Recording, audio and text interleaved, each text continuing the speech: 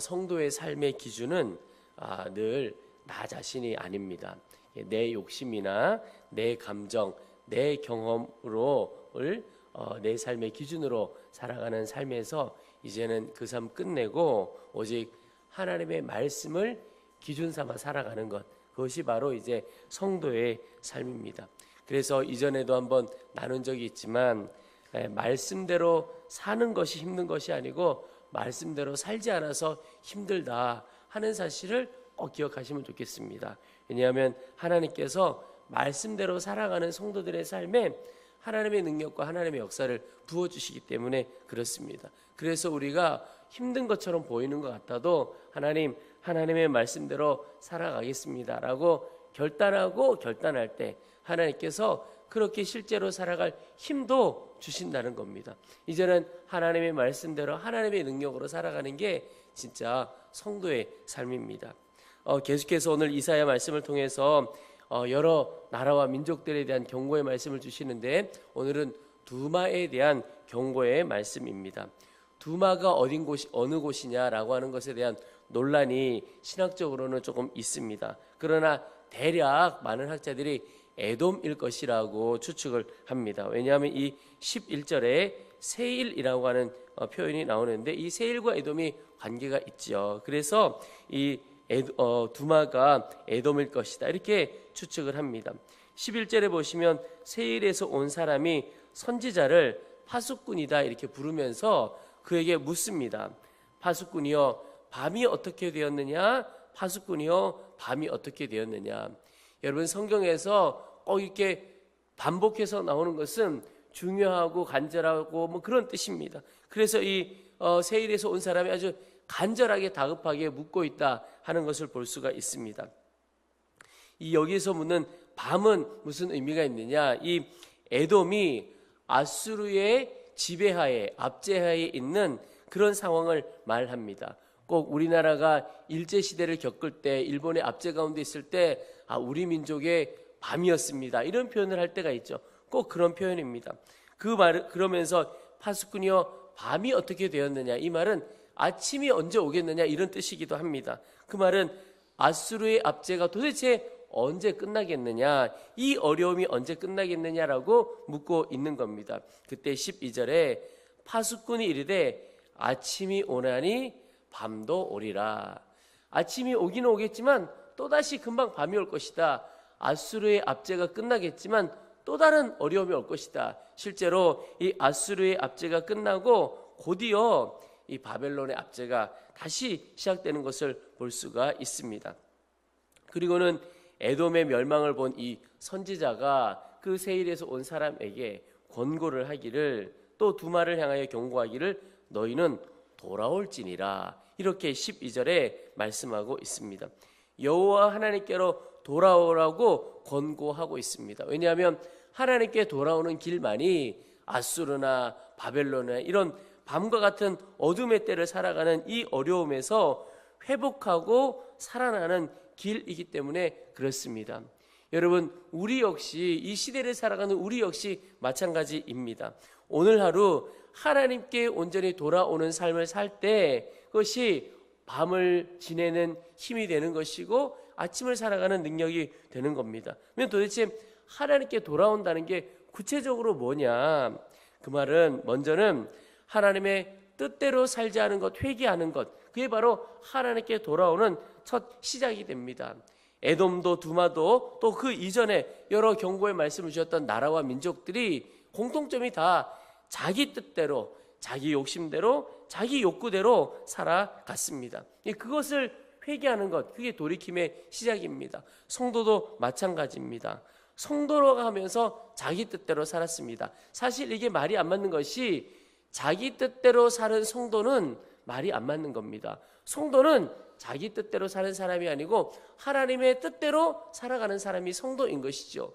자기 뜻대로와 성도가 같이 이어질 수가 없는 말입니다. 그런데도 우리는 성도라고 하면서 하나님의 백성이라고 하면서 여전히 내 뜻대로 살아가는 경우가 많습니다. 그것을 회개하는 것이 하나님께로 돌아오는 첫 시작입니다. 아마 저는 우리가 하나님 내 뜻대로 살았던 것 주님 다 그만두고 이제 돌아서기를 원합니다. 기도하게 될 때 우리 안에 계신 성령께서 도대체 내 뜻대로 내 마음대로 살아왔던 것이 무엇인가, 어떤 때 내가 내 마음대로 말하고 했던 것 깨닫게 해주시리라고 믿습니다. 그래서 그때는 정말 내 마음대로 이야기했구나, 그때는 내 욕심대로 행동했구나 깨닫게 하실 것입니다. 그 깨닫게 하실 때 주님, 제가 그때 온전히 주님을 왕으로 모시고 주의 말씀대로 살지 못했습니다, 회개해 보시기 바랍니다. 그것이 주께로 돌아오는 시작입니다. 그리고 또 하나, 주님께 하나님께로 돌아오는 것은 회개한 이후에 이제는 하나님의 말씀대로 하나님의 뜻대로 살아가는 것입니다. 실제로 그렇게 사는 것이죠. 여러분, 오늘 나의 삶에서 하나님의 뜻이 무엇일까 한번 살펴보시기 바랍니다. 우리가 살아가는 곳곳에 현장이 있지요. 가장 먼저는 가정에서 내 삶이 있겠고, 또 일터에서의 삶이 있겠고, 오늘 하루 내가 밟고 내가 거하는 모든 곳이 있습니다.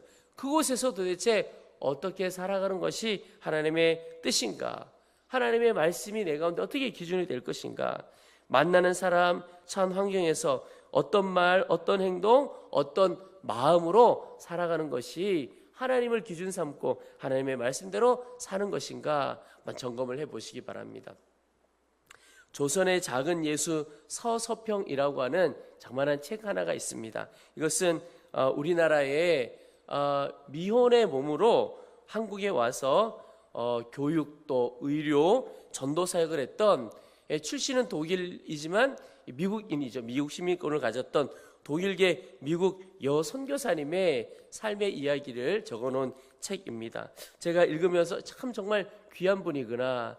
이 일제시대 때를 사셨기 때문에 그때 참 우리나라가 어려운 때였죠. 근데 이제 후원을 받아서 선교 활동을 하시는데 이게 그때 다 넉넉지 않으니까 먹을 것도 부족하고, 그런데 이 선교사님 스스로 영양실조에 걸리는 지경에까지 이르면서도 먹을 것 생기면 돌보던 우리 조선인들에게 다 나누어 주었던 그런 여선교사님이십니다.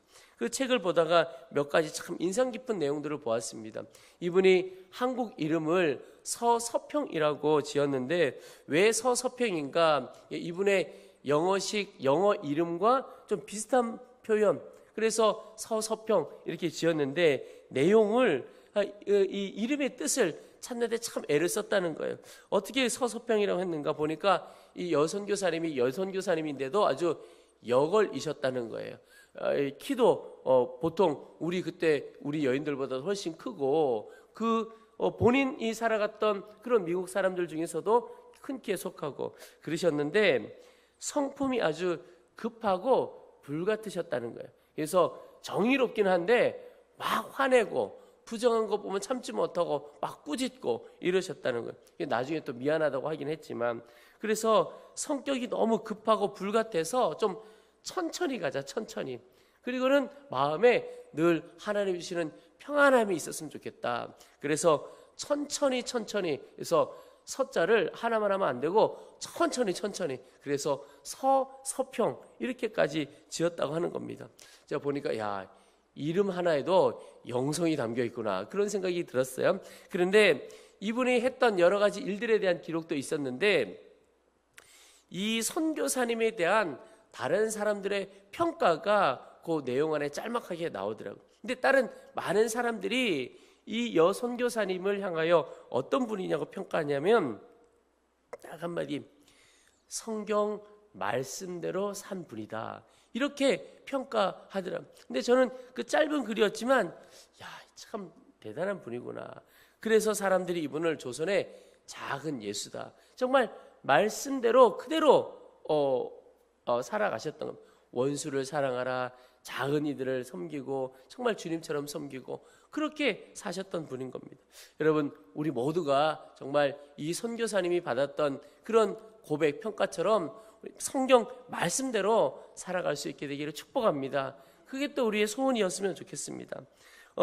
오늘도 주님께 돌아오라고 권면하고 있습니다. 주님께 돌아가는 길은 내가 주님 말씀대로 살지 못했던 것 회개하고 이제는 정말 성경 말씀대로 주의 뜻대로 살아가기를 결단하고 실제로 주님 힘 주시면 그렇게 살아가는 것이죠.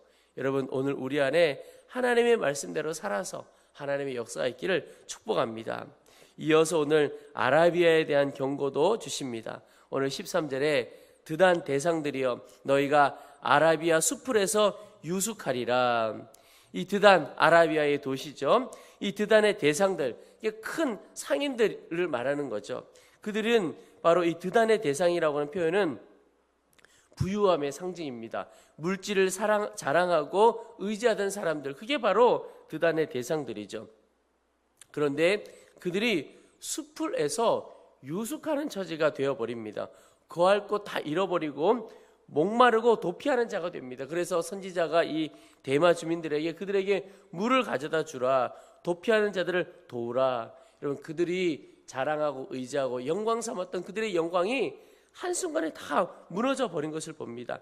게달도 마찬가지입니다. 오늘 16절에 보면 게달의 영광이 1년이 채 되지 않아 쇠멸해 버립니다. 여러분, 그 영광을 쌓기까지 얼마나 오래 걸렸겠습니까? 그런데 그 영광 무너지는 것 1년이 채 걸리지 않는다는 겁니다. 용사가 별로 남지 않아서 영광도 지킬 수가 없는 것이죠. 여러분, 경제적인 번영, 또 굉장한 군사력, 또 그 어떤 것도 하나님의 심판을 막을 수가 없습니다. 이 드단의 대상이나 게달의 영광도 하나님의 심판으로 다 몰락하게 되죠. 하나님이 붙들지 않는 인간의 영광은 결국에는 다 무너지게 되어 있습니다. 오직 하나님의 영광만이 영원합니다. 그래서 여러분, 오늘 우리가 피할 곳이 있다면 그것은 바로 하나님의 날개 그늘 아래입니다. 하나님의 품 안이 우리가 피할 곳이고 거할 곳입니다. 그 외에는 하나님의 심판으로 다 무너지게 되는 겁니다. 시편 18편 2절에 여호와는 나의 반석이시요 나의 요새시요 나를 건지시는 이시요 나의 하나님이시요 내가 그 안에 피할 나의 바위시요 나의 방패시요 나의 구원의 뿔이시요 나의 산성이시로다. 이 시편 기자가 주님이 어떤 분이냐, 주님은 이런 분이고 이런 분이고 라고 하는 것을 쭉 고백하면서 그 중에 하나가 내가 그 안에 피할 나의 바위시요 나의 방패시요. 우리가 주님 안에 피할 때 그곳이야말로 안전한 곳이 되고 그곳이야말로 하나님의 영광과 함께 거하는 은혜의 땅이 되어지는 것입니다. 여러분, 주께 피한다는 것이 무엇일까요? 내 모든 문제를 갖고 주님께 나아가는 겁니다. 주님께 맡기고 주님 바라보는 것입니다. 주님, 내 힘으로 할 수 없는 것 주님께 다 맡겨드립니다. 내가 붙들 뿐 오직 주님이십니다. 세상 영광 붙들고 세상 영광 의지하지 않고 주님께로만 나아갑니다. 그럴 때 그가 하나님께서 그를 지키시고 붙들어 주시고 하나님의 역사를 경험하게 하실 것입니다.